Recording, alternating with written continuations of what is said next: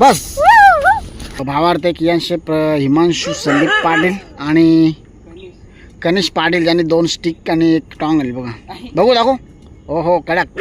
सध्या पावसाळा चालू आहे आणि सगळीकडे शेतीची कामं आहेत आणि सगळीकडे आता घरदार बांधलेत. गावोगाव तर कुठे साप सोडायला रस्ता राहिलाच नाही. तर मी फोन केला तर हा भाटल्याची डोंगरी सजेस्ट केली त्या वन विभागाने आणि बघू शकता पूर्णपणे ही भाटल्या डोंगरीमध्ये कसा हिरवागार हा जंगल आहे आणि या ठिकाणी मस्त सापाला राहायला देखील आहे. जे ना चलो